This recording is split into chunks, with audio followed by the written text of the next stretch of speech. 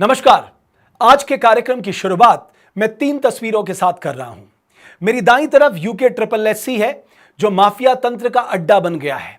मेरी बाईं तरफ विधानसभा सचिवालय है जो राजनेताओं के परिचितों और जान पहचान और परिवार के लोगों का विस्थापन केंद्र बन गया है। और मेरे ठीक ऊपर अगर आप देखेंगे वो उत्तराखंडी हैं जो हताश है, निराश है, सड़क पर प्रदर्शन कर रहे हैं।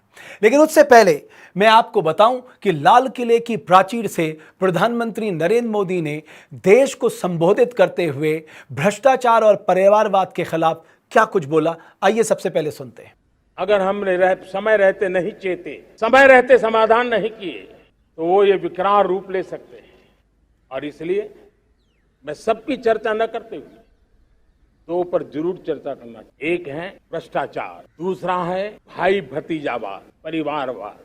भारत जैसे लोकतंत्र में जहां लोग गरीबी से जूझ रहे हैं, जब ये तरफ से देखते हैं एक तरफ वो लोग हैं जिनके पास रहने के लिए जगह नहीं है, दूसरी पार वो तरफ लोग हैं जिनको अपना चोरी किया हुआ माल रखने के लिए जगह नहीं है।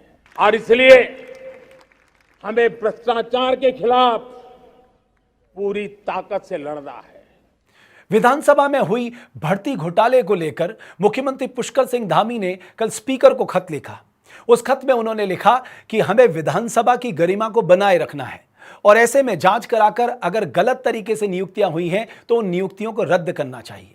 लेकिन यहां पर प्रश्न यह उठता है कि पहले के मुख्यमंत्री यह दावा कर रहे हैं कि जब उनके पास यह फाइल आई तो उन्होंने कहा कि आप जरूर भर्ती करिए लेकिन पारदर्शी तरीके से भर्ती करिए, तो उनके इस फैसले को पलटा किसने?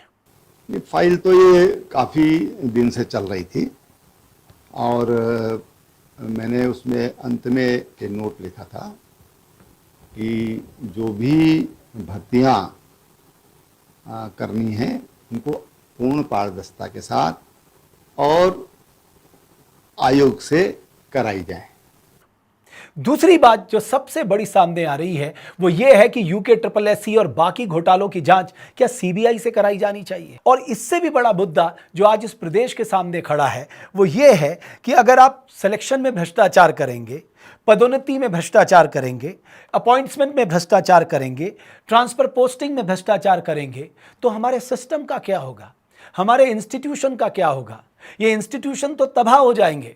और ये जो लोग जो हर बार पैसा देकर, जिनका रिक्रूटमेंट पैसे में हो रहा है, जिनकी अपॉइंटमेंट्स पैसे में हो रही है, जिनकी पदोन्नति पैसे में हो रही है, जिनकी ट्रांसफर पोस्टिंग पैसे में हो रही है, ये पूरे टाइम इस सिस्टम में बैठकर सिर्फ पैसे कमाने का काम करेंगे। आज मैं एक बात जरूर कहना चाहता हूं कि हमारे राजनेता ये पावर एंजॉय कैसे करते हैं। वो ऐसे एंजॉय करते हैं क्योंकि लोग इन्हें चुनकर भेजते हैं, अपनी वोट की ताकत इन्हें देते हैं, तब जाकर इनके पास ये विशेषाधिकार आते हैं जिन विशेषाधिकारों के इस्तेमाल की ये बात कर रहे हैं।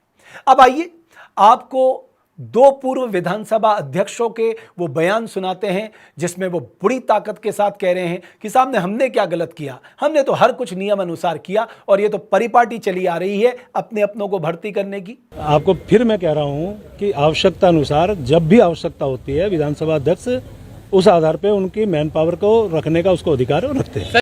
तो मैं बताता हूँ, इस प्रदेश के मुख्यमंत्री ने भी अपने बहू और लड़कियों को लगाया है।